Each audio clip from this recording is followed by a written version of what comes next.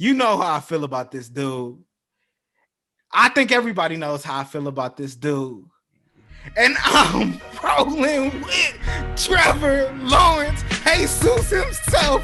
I'm rolling with that boy T-Law because Trevor Lawrence is putting Duval on the map this year. On today's episode of Bridge the Gap, NFL football is officially back, folks, starting with the preseason. KC and I let you know which players will stand out and be stars this year in preseason. You know it wouldn't be right if we didn't debate over which players will be taking home NFL awards this season. MVP, Rookie of the Year, Defensive Player of the Year, KC and I discuss. And it wouldn't be Bridge the Gap without basketball, right? Summer League, free agency, NBA draft. KC and I debate which teams have improved the most and much, much more. Y'all know what time it is. It's Bridge the Gap. Tune in. Let's get it.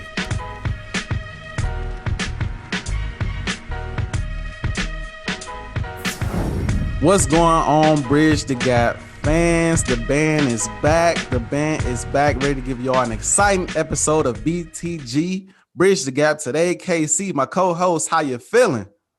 Man, you know me. Every day is a new day to be great. I'm feeling great. How you feeling, man? I'm feeling good. I'm feling great, man. I feel like we about you to feeling better than you feeling better than Dennis Schroeder today? Oh man. Man. I'm feeling 10 times better than Schroeder today.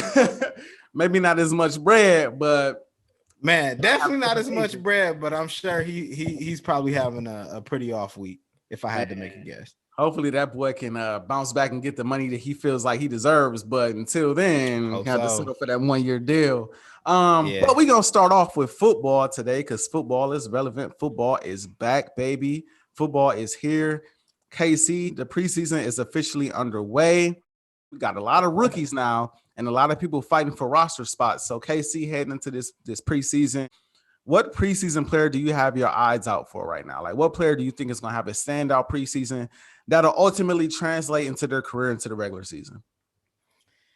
Man, Ajae, you said it. I mean, it's a lot of good players this year. A lot of good rookies, a lot of good young talents. I mean, we kind of seeing like the changing of the guard here, right? Where all the old players, we kind of grew up watching are, they phasing out. They're getting older, they're retiring or whatnot.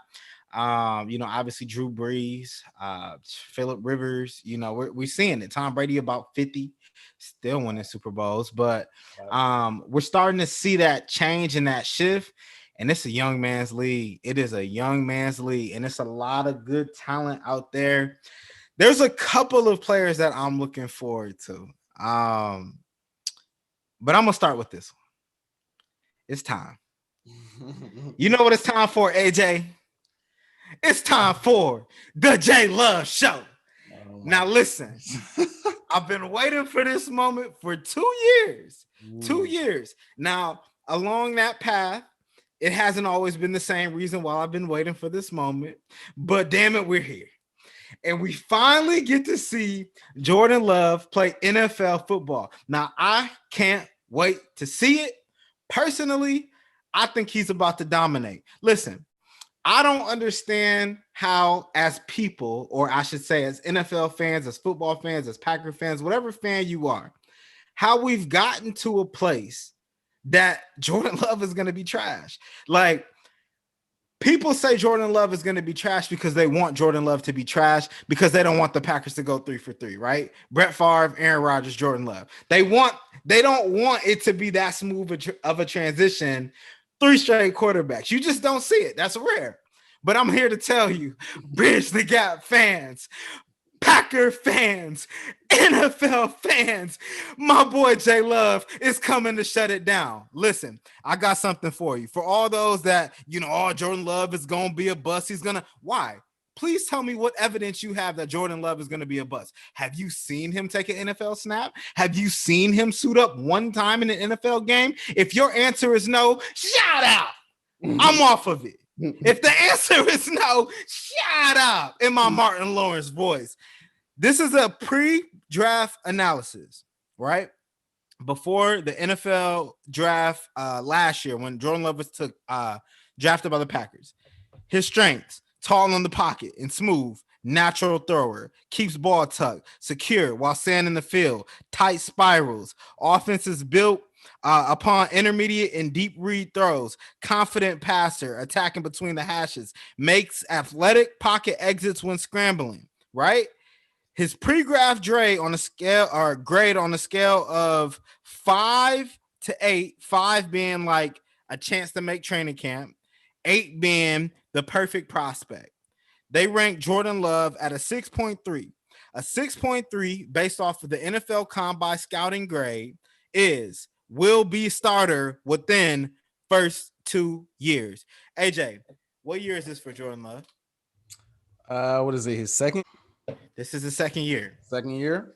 Will be a starter in first 2 seasons. Well, this is season 2. And we're about to see Jordan Love as the backup quarterback now. Year 1, he didn't play. That's cool. Now year 2, he got a full offseason. Actually, he got a full season learning the Packers system. Not even putting shoulder pads on. Then he got a full offseason, which the majority of the offseason, Jordan Love was quarterback 1. And if you listen to what the Packers players have been saying, it sounds like he can throw the damn football. Now he gets a preseason and another full season to learn behind Aaron Rodgers, who was one of the greatest passers we've ever seen, one of the greatest quarterbacks we've ever seen in our life.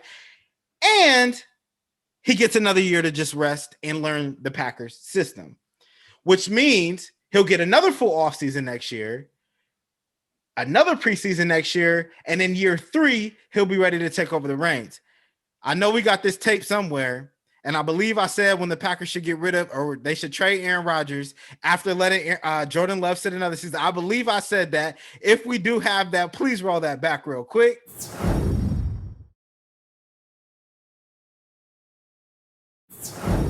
But I'm going to just kind of reiterate what he said. KC believes, as a Packer fan, that the Green Bay Packers should move away from Aaron Rodgers and start the Jordan Love era. Today. Well, not today. After next season. So I was about to say today? No, after next season.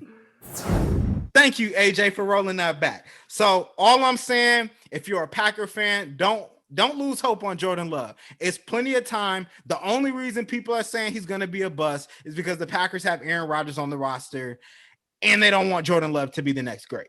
So that's all I have to say. And then one last thing I'll say, and then I'll let you go. Another player that I'm just like really interested to see play. I don't know how you feel. No, actually, I know exactly how you feel about this player.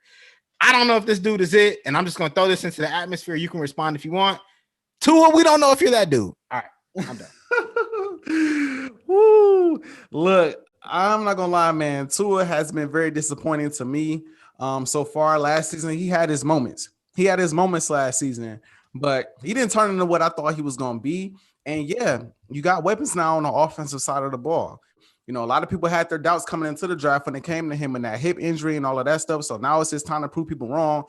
And I want to quickly respond to the Jordan Love, no pun intended, because you just love you some Jordan Love. And I get it. For some reason, you think he's a better suit right now for the Packers than the league MVP. I understand. I did not say that. My only response is if Jordan Love was that dude, they wouldn't have been knocking down the door to get Aaron Rodgers to come back to the organization. That's all I'm saying.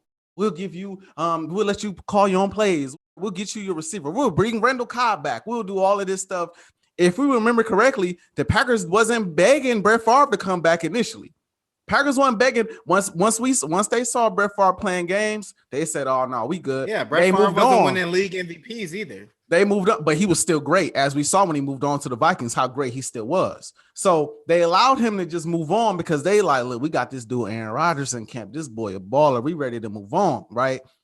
Obviously, again, they not seeing that potential, but that's a conversation for another day. We wish Jordan Love the best. I wish no ill will on the man. Right. I just don't think don't be late. Don't be late on the bandwagon. Don't be late on the bandwagon. Hey, I listen. If he's great, I'm gonna have to be late because I feel like the Packers need a quarterback that's going to be great like Aaron Rodgers to continue to have the success that they've had. And I think Packer fans have been spoiled by the greatness of Brett Favre, by the greatness of Roger Staubach, by the greatness of Aaron Rodgers. They have been spoiled, and y'all just think y'all can just fill anybody in that role and they gonna perform the same way. And I don't think it's happening. But again, we'll save that conversation for another day. KC, you know what player I'm about to bring up preseason. We talking about Justin Fields. Now, I said this going into the draft, and I'm saying it again right now. Out of this draft, I don't care who you name. I don't care what other quarterbacks you name. You could bring up Zach Wilson. You could bring up Trey Lance. You can bring up T. Law, whoever you want to bring up. I think Justin Fields will be the best quarterback in this draft because of his mobility, because of his patience in the pocket, because of the heart that he displays game in, game out, because of the talent that he faced on the collegiate level. And last but not least, he's playing in an organization and for a football team that's built for him to succeed. You have weapons on the outside. You have a solid run game. You have a solid defense. All the Chicago Bears need is a quarterback. This is why I practically picked them to win the NFC North last year when they got Nick Foles in there. Now, obviously, Nick Foles didn't live up to expectation, but now this year, Nick Foles is still there as your third string. You got Andy Dalton there as your first string. And you got Justin Fields there. I think Andy Dalton is going to be out of that first string job probably in the first 2-3 weeks of the season, and that's going to leave Fields to go in there and do his thing. But I think it starts right here in the preseason. He's probably going to get more snaps than any quarterback on that roster because you know what you're going to get from Andy Dalton. You know what you're going to get from Nick Foles. You don't know for sure what you're going to get from Justin Fields. And I think he's going to go out there. He's going to ball out. He's looked amazing in training camp. I don't know if you've been paying attention to the Bears. As a Packer fan, you probably should be just a little bit. But, you know, I guarantee you'd be paying attention to him a little more if y'all had Love back there instead of Rodgers. But that's a conversation again for another day. At the end of the day, I'm looking at Justin Fields because I think he'll be the best quarterback in the draft. I'm not saying he's going to be amazing from the jump, but I think this preseason right here, we'll get our first look at him in NFL jersey on the NFL roster, throwing NFL passes for an NFL team. And I think Justin Fields is going to come out. I think he's going to perform. And I think he's going to show out. So that's the player I'm looking at. What with Justin Fields, what has he done to make you think that he's going to be excellent at the next level? Because he went to Ohio State. How many Ohio State quarterbacks have actually panned out in the league? That don't matter. Cardell Jones. You want that doesn't matter? That doesn't matter? It's not a lot of quarterbacks. How many quarterbacks have we seen excel from Alabama? How many quarterbacks have we seen? No, that's the exact point I'm making, right? Well, that's the exact point. What point is that? Okay. The point is there's a reason why there's something called a system quarterback for a reason. Oh, stop. Now, I'm not saying Justin Fields is a system quarterback, but I'm saying we've seen the Braxton Millers of the world, right? We've seen the Cardell Joneses of the world. I remember it. That happened. All I know is that this boy Fields, last time I seen him on the field, he was throwing what is that? 41 touchdowns. Is in an L? Is that the game you're talking about? No, we talking about the season. 2019, 41 touchdowns. The year after that, they didn't play as many games. He threw 22 touchdowns, 3 interceptions the year before, 6 interceptions the year after. Passer percentage of 70%. On average for his career, 68.4. I mean, I don't know. They say he can't pass from the pocket. They say he's not accurate. They say, I mean, the numbers don't tell me that. The numbers tell me that he's a baller who could throw from the pocket, who can be accurate downfield, who has a cannon for an arm, and who's mobile. So even for a system quarterback at times, you can get away with being a system quarterback in the pros because you could be a mobile quarterback. And that, again, opens up the field for everybody else. It gives your receivers more time to get down the field and get open. It gives the offensive line a little more time to pass protect and pass block. It gives your running game a little more option because you can run the read option. Now the run game is open because you worried about the quarterback, a la Lamar Jackson.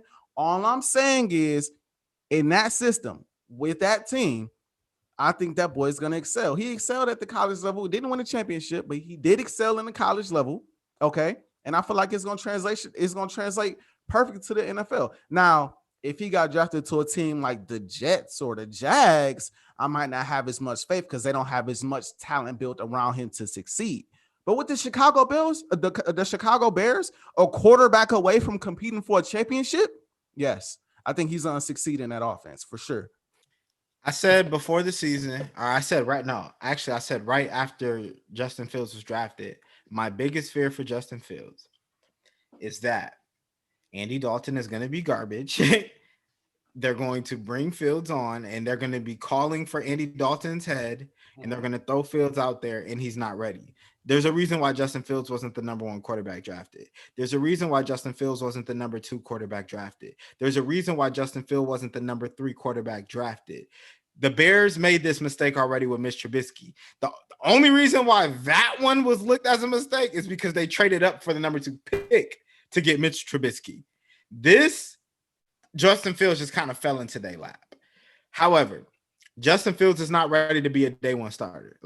From what I see from Justin Fields or what I've seen, listen, there's 2 games. You want to talk about the numbers, that's fine. But I'm talking about what I saw last time we saw him go 17 from 33 and put up 194 passing yards against Alabama.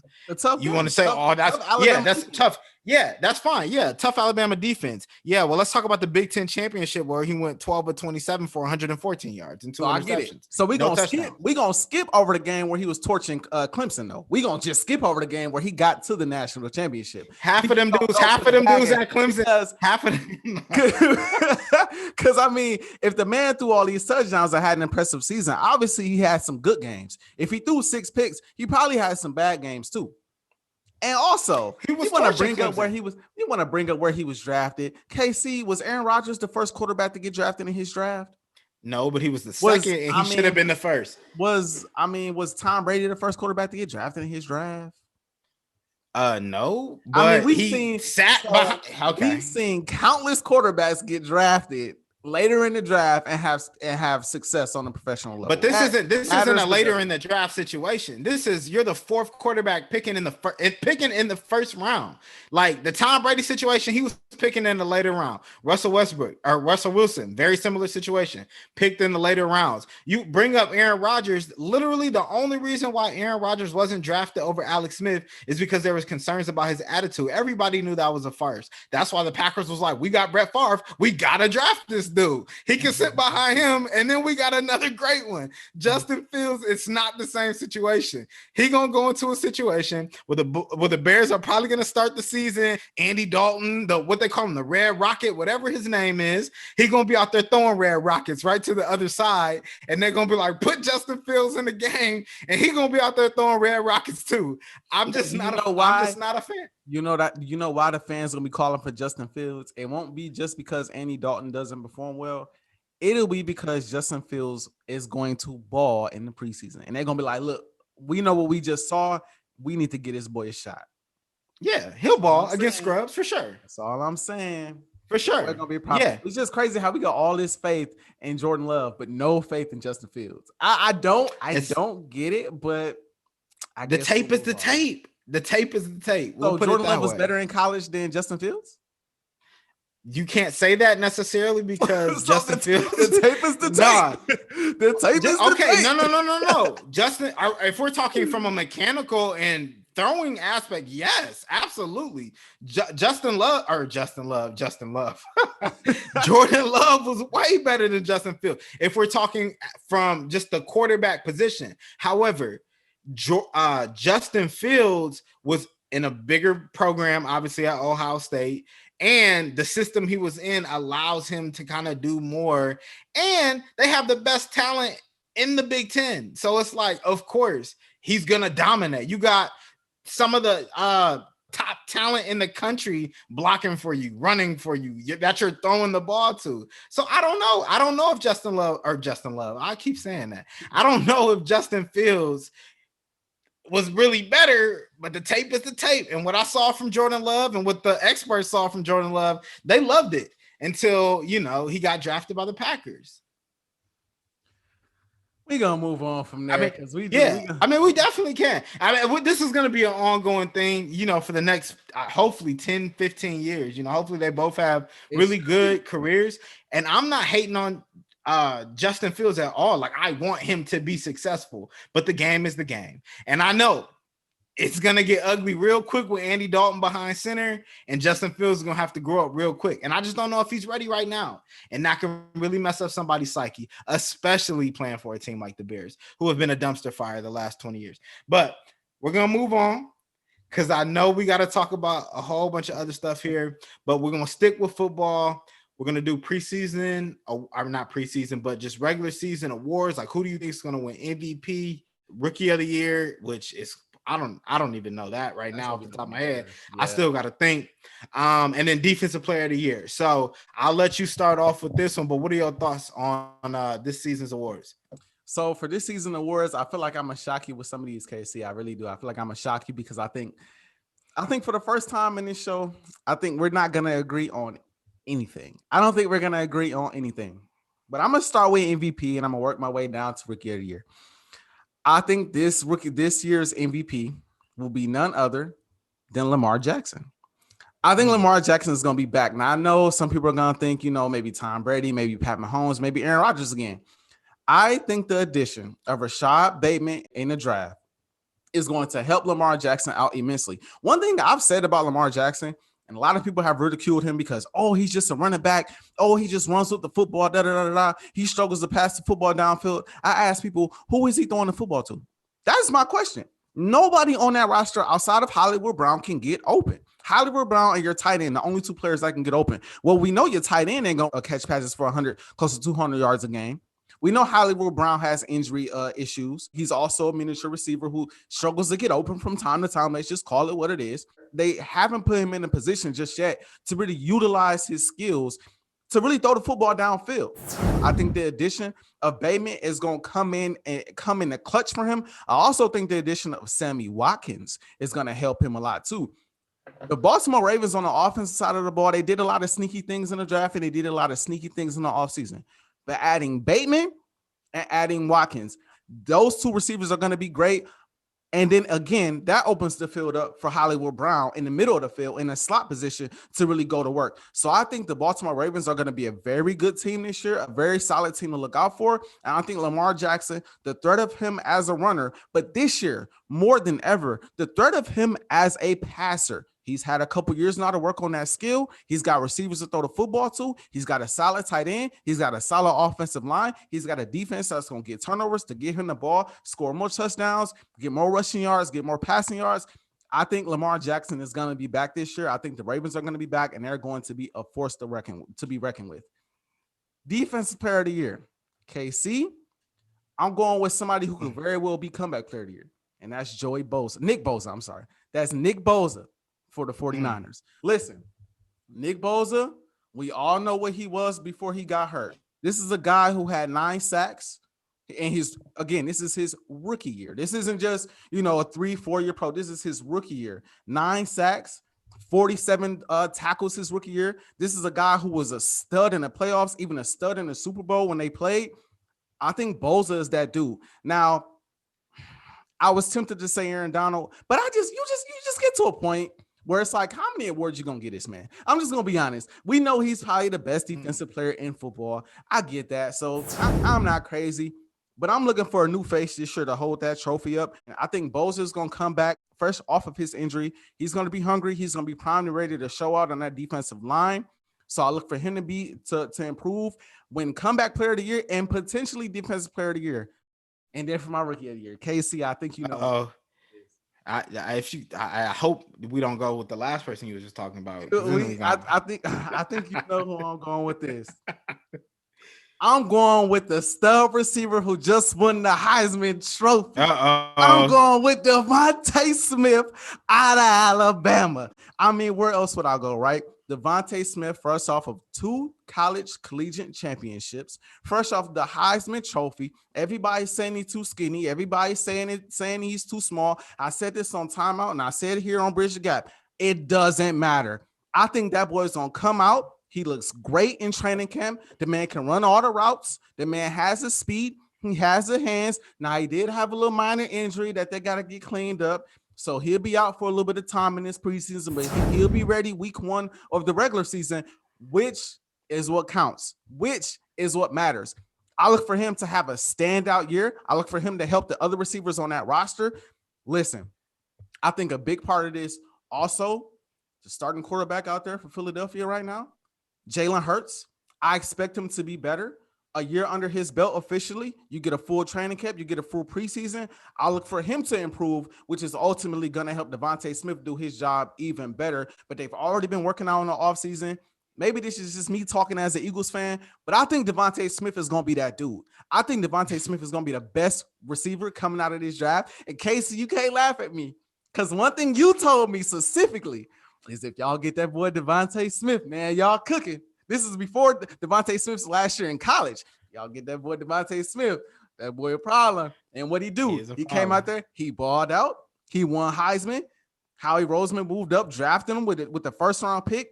I think he's put in a system where he will succeed. He will get open downfield. You could throw him in a slot on either side of the offense. And I think the new head coach will find, I think his name is Sirianni. Not the biggest fan of his, to be honest, but I think you find ways to get that young man the football, whether it be screen, whether it be downfield, whether it be in a slot, however you find a way to get that man the football. He will be the best receiver in Philadelphia since Terrell Owens. You have the floor. Oh my God. See, you gotta take, you know what? What? I said it. What? I said it. No, rookie of the year. He not even got. He got to worry about Deshaun Jackson first. He got to worry about Jalen Reagor first. How about being a rookie first? Let's see you play first. Talk about playing. How about let's see you put on some weight, because you already hurt. You don't want to be like Jalen Reagor. You don't want to be like Deshaun Jackson. You know what I'm saying? Like, let's get on the field first. Let's make it through a training camp first before we start saying you are one of the arguably top 5 greatest wide receivers to ever play the game. I said it will be one of the best receivers in Philly since T.O. That's what, and I personally, is T.O. not one of the best receivers ever? Let me get to that though. Because you can be a step from Deshaun Jackson, because the best receiver that we had since T.O. is who? Deshaun Jackson. You could be a step up from Deshaun Jackson and still not be in the class with T.O., Randy Moss, Calvin Johnson, the all-time greats. But you can be better than Deshaun Jackson. Don't walk it back. Don't disrespect. Listen. Y'all know I rock with Philly. This is no disrespect to my boy Action Jackson. This is no disrespect because that's my boy. But that boy didn't like running across the middle of the field much. He dropped a lot of passes in his career with Philadelphia. I'm just saying he's arguably one of the greatest deep field threats to ever play the game. But I'm saying as an all-around receiver, Devontae has better hands. Devontae is better at route running. He might not be as fast. He might not be the same deep field threat, but he's a better overall receiver than Deshaun Jackson. And that's why I think he'll ultimately be better than Deshaun. And I'll say a step below T.O. But again, as an Eagle, just wait and see. I mean, they was calling him the best receiver to ever come out of Alabama, and we didn't see some studs come out of Alabama, one being Julio Jones. I'm just saying. The floor is yours. He won the Heisman. Listen, I like Devontae Smith. I was on Devontae Smith, I think, before most people were on him last year when he was having his Heisman campaign. Like, the dude was, especially when Jalen Waddle went down, like, you saw it. Like, it didn't matter. Like, this dude was that dude. So I hope Devontae Smith is good, but I also have to be a realist and give it an objective, point of view here, because this is your Eagles fandom that's clouding your judgment right now when it comes to Devontae Smith. Hey, you can say the same thing about me about Jordan Love. I don't care. But anyway, the fandom gonna come out at some point. It's gonna come out. Yeah. I just don't see. Listen, I don't see Devontae Smith winning Rookie of the Year because it's such a quarterback league. Like, college, it was also an anomaly, right? Like, when he won Heisman, like, no one really expected it, but like all the quarterbacks somehow just had like off years. And I don't know if it was because of COVID, the timing wasn't there. He was kind of able to do something that we haven't seen at the receiver position.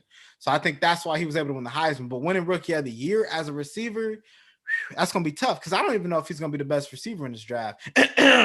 Jamar Chase, Jalen Waddle, but that's conversations for a different time.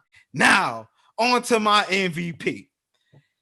AJ, I've been going back and forth here because I'm like, man, who, like, I want to say Aaron Rodgers, but that's too scratch, right? Like Aaron Rodgers had he had his MVP season last year, right? So I'm like, okay, I'm not gonna say Aaron Rodgers. So I'm looking around the league and I'm like, okay, Tom Brady's getting old. Russell Wilson, he's good for like the first 8 to 10 games, and then he kind of runs out of gas. So I'm looking around the league and I'm scavenging.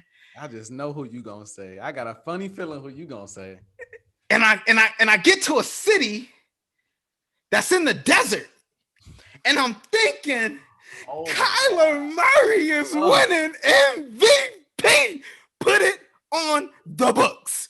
The Arizona Cardinals have made the most improvements out of any NFL team by far in 2 years. 3 if you include Kyler Murray's incoming rookie class. They have completely changed the way the organization. Now, last year, I was high on the Cardinals, and they started off really well until they got to about game 10. And then all of a sudden, it was okay.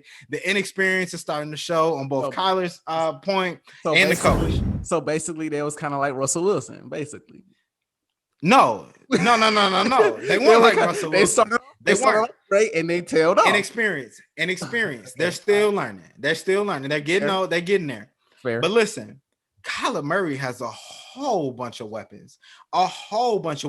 Last year, Kyler Murray got hurt the last game. Still figuring out. Just got DeAndre Hopkins, and he gives you 26 touchdowns, right? Not great, but not bad. 12 interceptions, which the year before he had 12 interceptions his rookie year as well.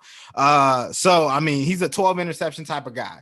12 interceptions in the National Football League is not bad. Like, we get spoiled by Aaron Rodgers throwing 5, 6, 7, the greats not throwing a lot. But if you throw 12 interceptions, like, that's a decent season.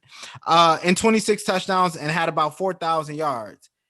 And now you give him Chase Edmonds and James Conner in that backfield. You mean to tell me not only do you have Christian Kirk, not only do you have DeAndre Hopkins, D-Hop, but you go out and you get AJ Green? Oh my gosh. Everybody want to act like AJ Green ain't no baller. Everybody want to act like AJ Green isn't the second best wide receiver out of his draft behind Julio Jones. And you go out and you get AJ, which, by the way, Julio was also traded the same offseason. So I don't know. And from what I've seen from Julio, he still got it left in the tank. AJ Green, he has to stay healthy, but surrounding Kyler Murray with talent like that in an offense-centric offense. And then this is the most important part in all of this, because yes, we know the offense is there. We know you have AJ Green, DeAndre Hopkins, Christian Kirk, James. We see all that. But what impressed me the most with this team and why I'm picking Kyler Murray to win MVP, they're going to be really good. The defense, you brought in JJ Watt, who is a stud. Also, you have Chandler Jones coming back. You still have Isaiah Simmons, who was in year 2, who was balling his rookie year. You drafted who I think is arguably the best linebacker in this draft, in Zaven Collins. And you got Malcolm Butler, still have Byron Murphy, and you have Budda Baker back there at safety. This team is going to be dangerous, and I'm going with Kyler Murray to win this year's MVP. Now, Defensive Player of the Year. I agree with you. Aaron Donald is probably not going to win Defensive Player of the Year, and it has nothing to do with what Aaron Donald is actually going to do on the field. I think Aaron Donald is probably the best defensive football player we've seen. Now I'm about to make something. Probably since Lawrence Taylor, if we're keeping it a buck, and I'm standing on that. He's unstoppable. You cannot stop him. And just being at the defensive line position, the nose tackle position, which is, one of the dirtiest positions on the field on defense, is in the trenches, or you still can't stop him and you can move him around. But I think there's another dude who's going to have a special season this year, which is the reason why I don't think Aaron Donald is going to win Defensive Player of the Year. And I'm going with Myles Garrett. I think that Myles Garrett is going to have a special defensive season. Just look at last year. Now we know, yes, he came off the suspension, right? The egregious thing he did when he smacked the old boy up from the Steelers. Rudolph. I feel like I shouldn't laugh at that, but man. No, he did. No, that was wild. That was mad out of pocket. But it happened. But he came off his suspension last year and gave you 12 sacks in 14 games. That's almost a sack a game. Now there's an extra game. I could see realistically Myles Garrett. I could see him getting around 17 to 18 sacks this season for the Browns. And if he does that, which I think that's not out of the ordinary, I think Myles Garrett can be the defensive player of the year. Also, you look around the league. Yeah, I agree. Nick Bosa, he would probably be top 3 for me. I don't think you're far off there. I could see Nick Bosa winning it too. I just think Myles Garrett, the redemption, from what kind of happened, I think his production, and he's still young. This is only his 5th season coming up. So he's young. Right. I think he's getting to that place where he's starting to put everything together. And I think he'll have a special season. Now, on to my rookie of the year. Ajae, you know how I feel about this dude. I think everybody knows how I feel about this dude. And I'm rolling with Trevor Lawrence, Jesus himself. I'm rolling with that boy T-Law because Trevor Lawrence is putting Duval on the map this year. Trevor Lawrence, listen, the reason why he didn't win a national championship is because he already knew he was getting paid by Jacksonville in 2 months. I think Trevor Lawrence had 1 foot in, 1 foot out his last season. He gave Clemson everything he had for 3 straight seasons and went to 3 straight college football playoffs. Listen, he didn't win all of them, but listen, every single time you saw Trevor Lawrence step on the field, he was a problem. Let's not act like they don't have weapons. They still have Robinson coming back. They beefed up that offensive line a little bit. You still got Chark. You still got some offensive weapons. They brought in Tebow. I think. Oh my God. Listen, I don't know. I've seen the tape. I think Trevor Lawrence is going to ball. He will be the best quarterback this season. I think out of all the rookies, he will be the best quarterback this season. And it's a quarterback league. I think they're going to go ahead and give him the nod. He'll get his rookie of the year. He never got a Heisman, so they'll give him this, and that'll be that. I have absolutely nothing to say about your defensive player of the year because Myles Garrett is that dude. And that's the one award it's just a toss-up. You know what I mean? Between the Bosa brothers, both of them. And then you got Garrett, and obviously you got Aaron Donald. You never know with the defensive player of the year because it's tough. There's some great good players. It's a lot of great defensive players in the league. MVP, Kyler Murray, really? Now listen, I know you a Kyler Murray dude, but Kyler Murray gonna struggle to be the best quarterback in his division. That's all I'm gonna say. Turn it off. Turn it off. The Cardinals are gonna struggle to be the best team in the division.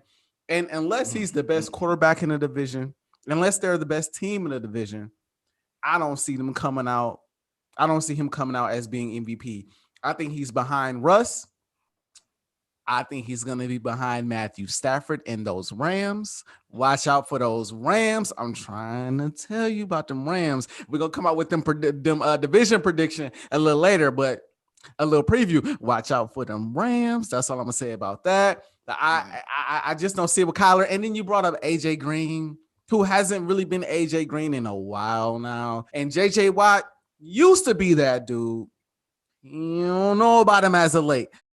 That's all. Now, that could be a product of him playing for the Texans. You just never know. Okay, you never know. And I'll give him that pass because he is JJ Watt. But I think JJ Watt nowadays is more of a household name than he is this person that's going to come and change his life defensively. And we've had this talk already. I think I think he's solid, but he's not going to come in and immediately make these boys contenders. I don't see him being at that point in his career. Younger JJ, yes. JJ of today, I don't see it now. He might make me eat crow on that later. I doubt it. But again, I just don't see that happening. And then rookie of the year, Listen, I said this before and I'll say it again. Upset alert.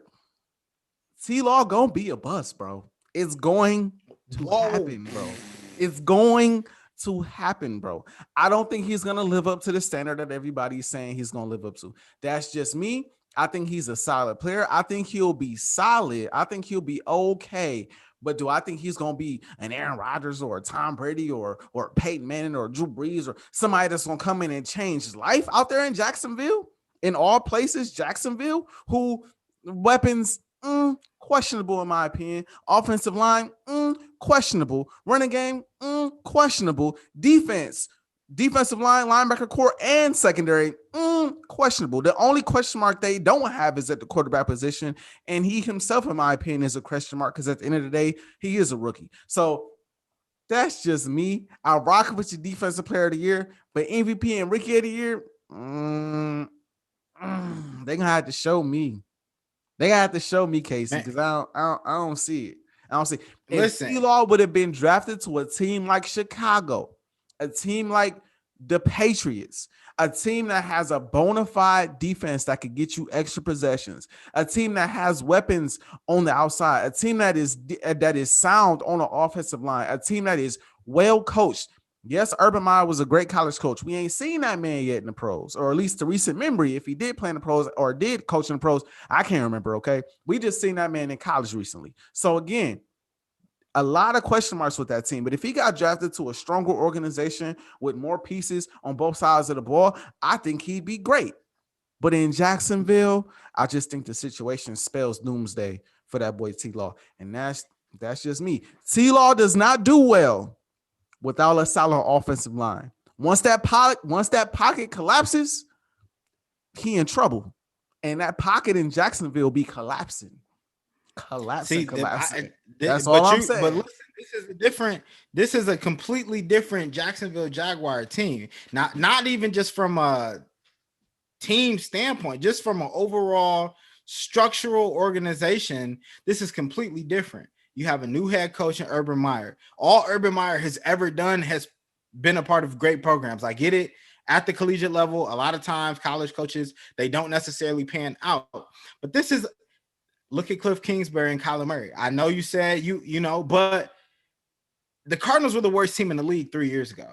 That's how they got Kyler Murray. And somehow they were, up until week 17 of last year, competing for a playoff spot, that last wild card spot. So if the Cardinals can go from the worst team in the league to contending for a playoff spot in 2 seasons with Kyler Murray and Cliff Kingsbury, who's to say that the Jaguars can't do that with Urban Meyer and Trevor Lawrence? Also, I get that you say, okay, the offensive line is banged up, or the offensive line they still have Cam Robinson.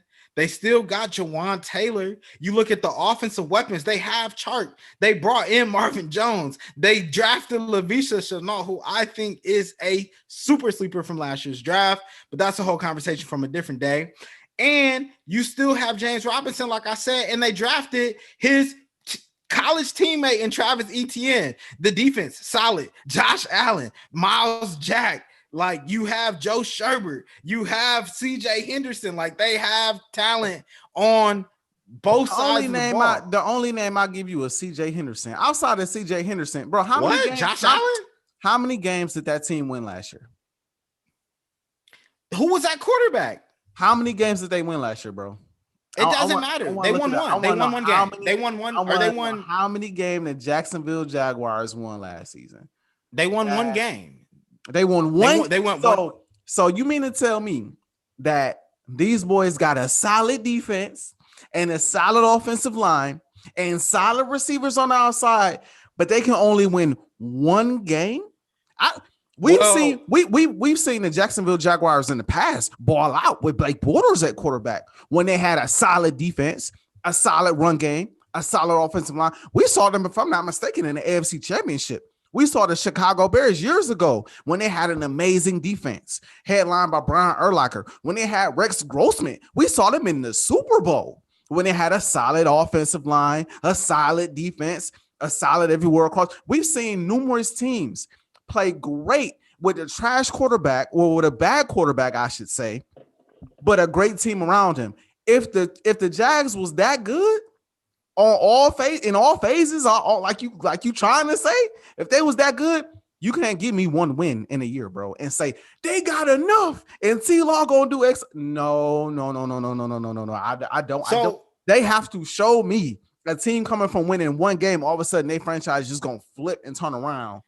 But this isn't about, look, we're not talking about who's going to be the best team. We're talking about rookie of the year. And I get the Jags have not been great, and I get they won one game, but we're talking about a team that has a completely new head coach, a protege at the quarterback position, and they brought in weapons to surround him with on both sides of the ball. Like, how do bad teams get better? You draft guys and you make the right moves. The only way he wins rookie of the year is if they win a lot of games. So how many games will they win, KC? Just throw a number out there without looking at the schedule. And I want to preface my comments by saying we're not looking at the schedule at the moment, but 17 games this year. If you have to throw a number out there, how many games do you think T-Law leads them to in the win this year?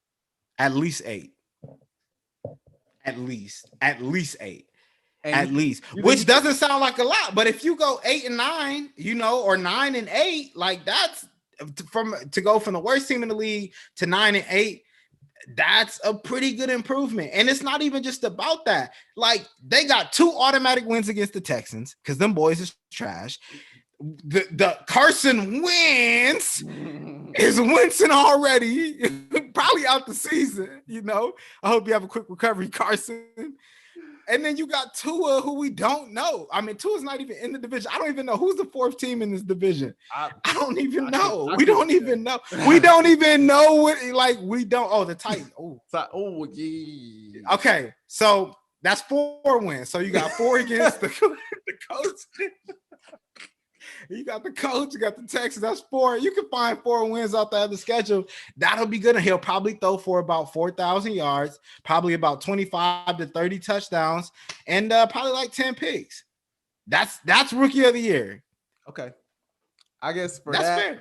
We'll have to wait and see on that, because I can see him throwing like 20-something touchdowns. I can see him having like a Kyler Murray, similar to Kyler Murray rookie year. I just don't think they'll perform well enough as a team for him to win that award. That's just me. And if a receiver wins it, or a running back or another position wins it, the emphasis isn't as much on winning, because they're not the leaders of the football team. They're not the best position or the most important position on the football field. But a lot of times when MVPs win, when rookie of the year quarterbacks win, that kind of thing, a lot of it also boils down to how many games that they win. And I don't think the Jacksonville Jaguars are good enough as a team for him to come in and, win enough. I won't put a number on it, but win enough games for him to win rookie of the year. That's just me. That's fair. I could be wrong, but we want to move on to the NBA for our last topic of the day. Bridge, you got fans. Yes, I know y'all sad it's the last topic. I get it. but we grown. We all got stuff to do. We don't want to hold y'all too long. NBA, KC, obviously, there has been a lot. There's been a lot going on. We got the summer league going on. Obviously, the draft happened. Obviously, we had NBA free agency, NBA free agency that's still going on right now.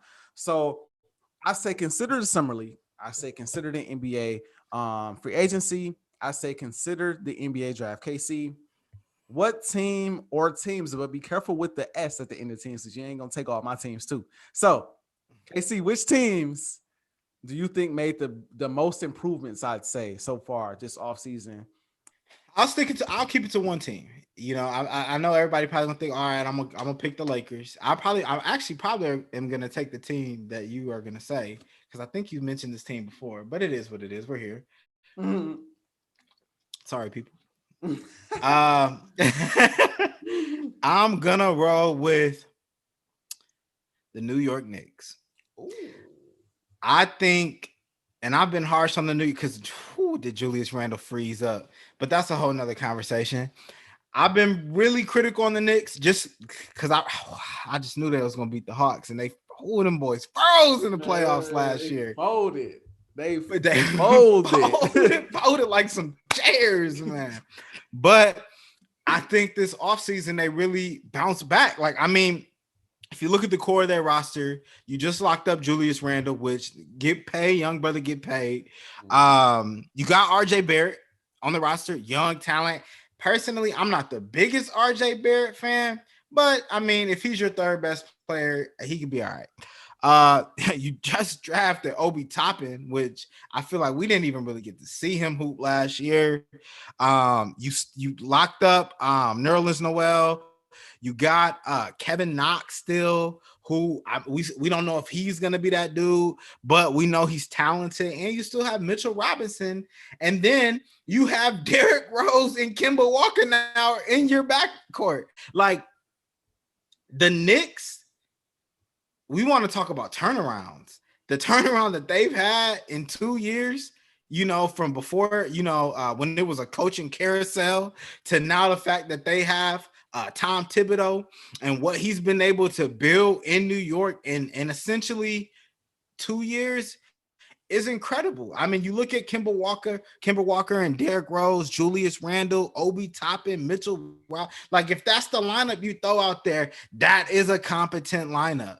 And I think the New York Knicks, I think the league better be on notice because hooping is back at the Garden. So if I had to pick a team just based off what I've seen so far, I mean, obviously you can go with the Lakers, but I think that the Knicks did the most right now to improve their roster and help them compete next year for a chip. And I don't think they'll win. Like the East is loaded, but if we're talking about taking the next step for a team, I mean, most of these dudes are in their early 20s. Like this is a real young squad.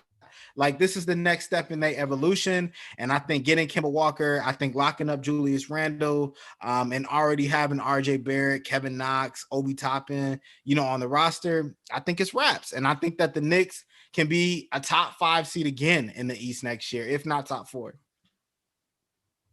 I like the Knicks pick. I definitely like the Knicks pick. My thing is Kemba Walker is a question mark for me, bro. He's a question mark for me.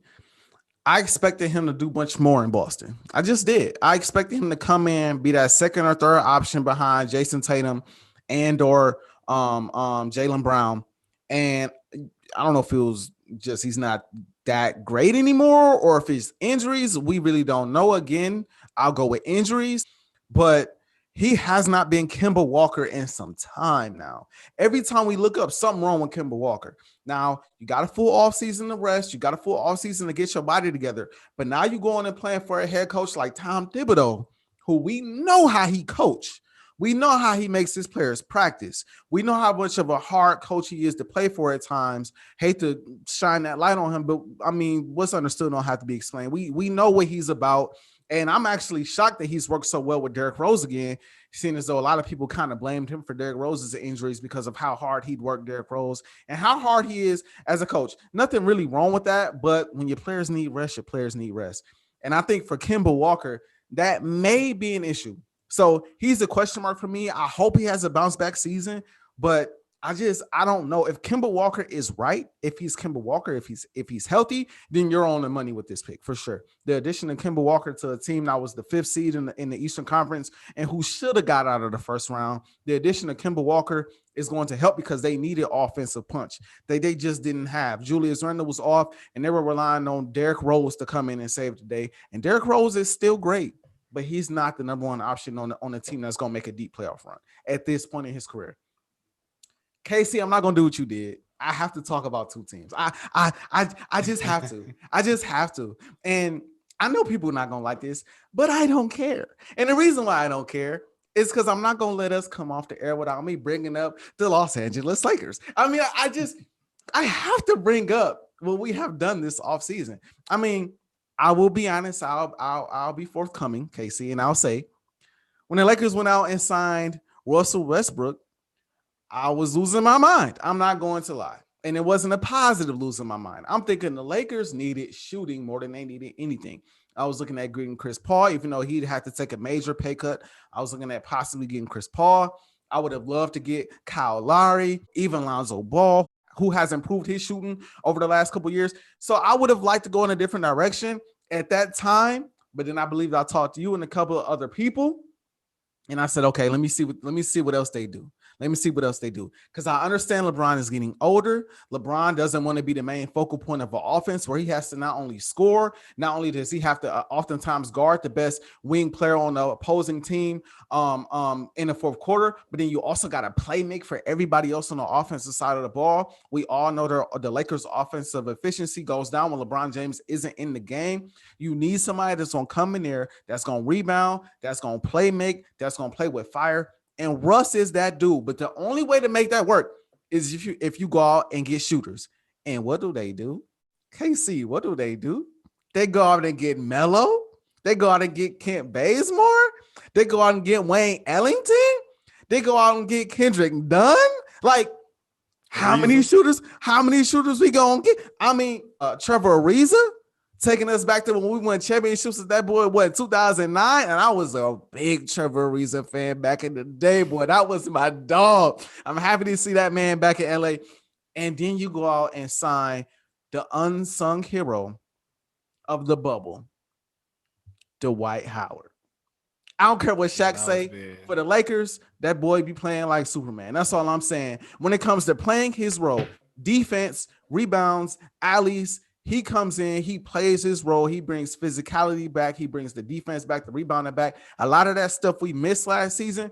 Could you imagine what kind of noise we would have made if we had Dwight Howard last year in the postseason? Granted, AD went down, but it would be nice to sub Dwight Howard in there to help defensively instead of Marc Gasol, who was getting killed in the pick and roll. I'm just saying Dwight Howard is a much better defender that have made it harder on the Phoenix Suns. Not saying we would have won that series. All I'm saying is Dwight Howard being on that team with now Russell Westbrook and all the shooters. And let's not forget, we still got Anthony Davis and bro. The Lakers tripping, AJ. Are back. What did I? Tripping? You forgot Ezzo Melo. I thought I brought up Melo. I didn't bring up Melo. I thought I did. I may not have. We got the boy Melo as well. I thought I brought him up, but in case I didn't, Melo shooting. Melo, who's shooting, I believe, close to 40%, if not 40% from the trade last year, can kill you in the mid range, can kill you from the outside. Still, it's ugly in LA. That's all I'm going to say. The Lakers are back. It's ugly. But the main team I want to talk about that I think improved the most this offseason, and I'm actually shocked that you didn't bring them up, the Chicago Bulls. The Chicago Bulls are going to be a problem. Now, we've had this talk. I don't know if it was on air or off air, but we debated who was better, Zach LaVine or Chris Middleton. Now, Chris Middleton is a champion now, so it's hard to make this argument. I'm not going to lie to you. But what I will say is, offensively, Zach LaVine is right there. He can shoot from the perimeter. He's a high flyer. He can hit mid-range jump shots. Has to improve on the defensive side of the ball. But Zach LaVine is a problem. You're going at Lonzo Ball, like I just brought up earlier. He shot 40% from the three-point line last year. He's great defensively. He's one of the more underrated young floor generals in the game today. And I think he comes in. He gives you an offensive and defensive punch. You still got Vucevic, who you got from the Magic last year. We know what he could do as far as rebounding, as far as scoring the basketball is concerned. You go and get DeMar DeRozan, who's a mid-range killer. Not saying DeMar DeRozan is a superstar, but DeMar DeRozan is an all-star caliber player still in this league. Then you go out and get that boy Alex Caruso. And not a lot of people are talking about this. And I think it's important because Alex Caruso coming off the bench is a huge punch on both sides of the ball. He can shoot from the perimeter. He can defend. He's a high-energy guy. He's a champion. Shout out to them Lakers again. He's a champion. I just look at the Chicago Bulls as a team who, in my opinion, I thought they were going to be better last year when they added Vucevic, but we understand they added him towards the end of the year. So it's hard to get that chemistry down with Zach LaVine. We saw a lot of passiveness between the two, but now they get a full offseason under their belt. They get a full offseason under their belt with the new free agents that they added. They got leadership there. They got shooting there. They got offensive firepower there. They add defense. I think the Chicago Bulls, I would not be shocked if I say at least made it out of the first round. I say the Chicago Bulls are a surefire second round exit next year. I think they'll be in the second round next year for sure. For sure. In the second round of the playoffs? Of the playoffs. I think if they can sneak and get that fourth or fifth seed. Now, yeah, I think if they can get that fourth or fifth seed or higher, I think they'll be in the second round of the playoffs for sure with those additions for sure. AJ, I was with you up until the moment you said that. In order for, there's no way. No way. I don't even know if the Bulls will make the playoffs. Don't get me wrong. No, it's not blasphemy at all. How not? So we're gonna. So first of all, let's not act like the East is soft. Like the East is there. It's coming. It's crazy how Brown went west and then everybody went east. But that's a conversation. Right. Which is weird. And I'm gonna get to the Lakers in a sec. But no, whoa. Okay, you still have the Bucks, right? The reigning champions. You have the Nets, who will be there. Miami also made, the additions of PJ Tucker, Kyle Lowry, locked up Jimmy Butler, locked up Duncan Roberts, still have Tyler Hero, still have Bam. They will be there. Who else you got? The Knicks, who I think are better. The Hawks are okay, fine. If you don't think the Knicks are fine, the Knicks were a playoff team last year and they only got better. That's true. I don't think they'll regress to the point where they'll miss the playoffs. No. You have the Hawks, who were in the Eastern Conference Finals. You still have Boston. Boston. Charlotte is coming. Charlotte is coming. Philly's there too. Philly is there. They'll be in the playoffs. They got to figure out the Ben Simmons situation. They got to figure that out. But Philly will be there. That's 8 teams right there. I'll say this: the Nets, the Bucks, the Heat, and the Bulls. That'll be that's the 4th team in the second round. And the Sixers are the teams. Well, no, I'll leave it at the Bucks, the Nets, and the Heat. Those are the 3 teams that are for sure going to finish better than the Bulls. Everybody else is a crapshoot. That's my opinion. I love Trae Young. But I gotta see him do this twice with that. I gotta see him do what he just did twice with this team in order for me to believe. You gotta see him do it twice. I just don't think. First off, I think it was, and I love Trae Young, so I hate to do this. I don't want to do this, bro. But they shouldn't have beat the Sixers. And we just was talking. We were just on the Knicks talking about how great the Knicks were, and they just folded before they got when they played the Atlanta Hawks. The Hawks didn't make any major improvements in the offseason. They stayed packed. Again, they were in the Eastern Conference Finals. I understand you stay pat, but again, with the additions, with the improvements that teams made in the East, I think the Hawks are going to struggle this upcoming season. They'll still be a playoff team, but would I be shocked to see them in that 6th, 7th, or 8th seed? I just wouldn't be shocked. Who else we looking at? Boston. Don't give me Boston. At the end of the day, unless Boston makes a move, they lost Kemba Walker. Yes, they added Schroeder, but we saw what Schroeder was on last year. I'm not a believer no more. Okay. I think they need to see if they can make a move for Brad Beal. If they can make a move for Brad Beal, this throws everything off. But if they don't, I don't see them being much of a factor. They probably finish 7th, 8th in the East again. Jason Tatum is amazing, but you need a little more. Jaylen Brown is also great, but he played most of the season last year too. They still finished 7th in the East last year. I don't think they improved much. And the Knicks, again, Kemba Walker, I have to see him right, bro. I have to see him right, or I see the Knicks finishing around the same spot they finished in last year, 4th or 5th. And if the Bulls meet the Knicks in the first round and Kemba's not right, that's a first round exit for the Knicks. That's a first round exit for the Knicks if Kemba is not right. If he's not, you add Lonzo. You already, and I think a big part of this is you sleep on LaVine, bro. I'm not sleeping on LaVine at all. He is a stud. LaVine is a stud, bro. So you have LaVine, you have Vucevic, and then you add Lonzo and Rosen, and then bring Alex Caruso off the bench. Don't forget they got Kobe White still too. I'm telling you, bro, the Bulls are gonna be nice, bro. They're gonna be nice, bro. The Bulls are going. I'll tell you this: the Bulls are going to be arguably one of the top 3 to 5 most exciting teams in the league to watch next year, period. Like, I think the Bulls would be excited on a night in and night out basis. But to sit here and say you got to see the dude Trae Young, who just went to the Eastern Conference Finals, do it twice before you see Zach LaVine and Lonzo do it once, is asinine. I think they have a better team. They have a better roster, bro. They have a better roster top to bottom, bro. The only probably two advantages they have, and it's even questionable depending on where you match up Vucevic, is that the point guard is that the point guard and the power forward position. Every other position they're outmatched, bro. Every other position they're outmatched. I love how Lonzo has become like one of the best point guards in the league. I don't know. He didn't do nothing with Zion last year, but yeah, sure. He's gonna get to the second round with DeRozan and LaVine, but he couldn't do it with Zion, who just averaged almost 30 in the paint last year. on 60% shooting. But it was just Zion, and yeah, Brandon Ingram is straight, but Brandon Ingram is not. Brandon Ingram is not who? Brandon Ingram. Zach LaVine? He's not Zach LaVine. He's so not who is DeMar DeRozan.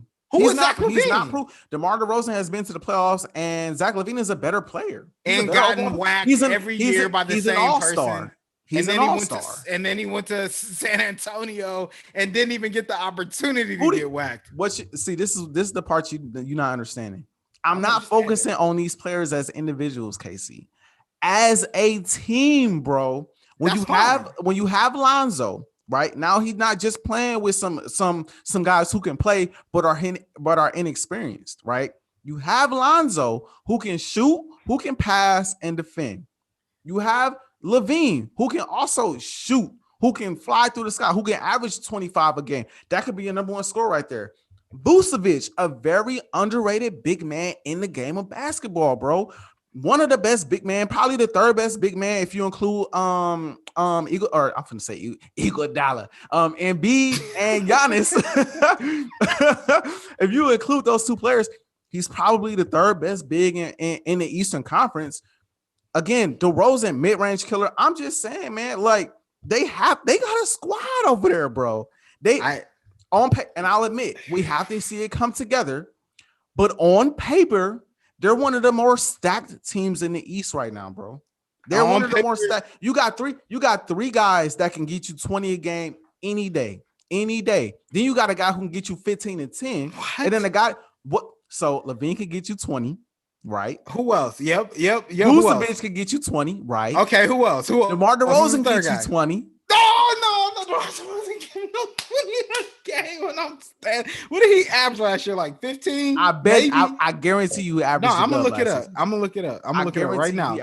I don't see the Bulls. I completely disagree with the fact that the Bulls will be a top 4 seed or even a second round team. I'm looking up DeRozan stats right now. Hold on. I'm sorry. DeRozan stats. I gotta see it because if DeRozan didn't average more than you gotta pull it up. I'm waiting on you. He averaged 21 last year. He averaged on a garbage squad. He averaged 21 on a garbage squad. 20. I'm sorry. 20 a game, 7 assists, 4.2 rebounds. Oh, by the way, he did shoot close to 50%, rounded up 49.5, 50% from the field. DeMar DeRozan had a very underrated season last year. That's fine. All I'm saying. And for his career, he's a 20 a game scorer, 46% from the field. All three of them players can get you a dub, and then Lonzo could chip in. Lonzo is a wild card, bro. He can get you 5 points one game. He can get you 20, 30 another game if he hitting from the outside. Yep, them 5 points gonna come in the games they need to win, and you gonna be like, "Damn, Lonzo, he just ain't that dude." Listen, I like Lonzo. I like what the Bulls are doing.